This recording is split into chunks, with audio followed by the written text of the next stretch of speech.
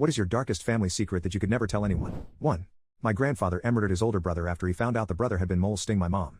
It was reported as a hunting accident. 2. My dad secretly had a vasectomy after I was born, after my mom lying to him about taking birth control resulted in my birth. Our family is great at communication and conflict resolution. 3. My mom gave birth on the floor of her apartment. I used to think it was because it happened so fast. That's what she always said.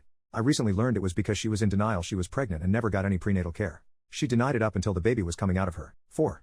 I found out right before she died that my grandmother was roped by her brother when she was 16. She was pregnant, and my grandfather married and raised the child as his own. 5. My father can't sit down for long periods and has chronic pain. People think it's just part of getting old or because he has a condition, but I know that he was caned for an armed robbery committed in Singapore in his youth. He was sentenced to the legal maximum of 24 strokes, which just about destroys the buttocks. He told me about how, for months after, he could barely sit, walk, or use the bathroom without excruciating pain.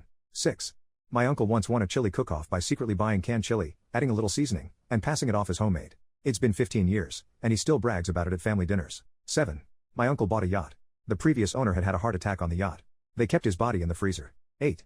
Not exactly dark, but I found out my father wrote corn novels under a pen name to make ends meet when I was a baby. I've been trying to find one ever since. 9. My last name shouldn't be my last name. My great-grandfather got it off a tombstone while on the run from the law.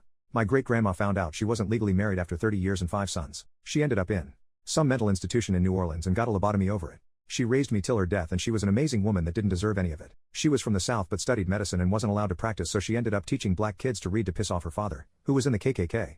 She was among the first women to vote and have a driver's license in Georgia. She was an amazing woman who I'm lucky to have known. She was born in 1899.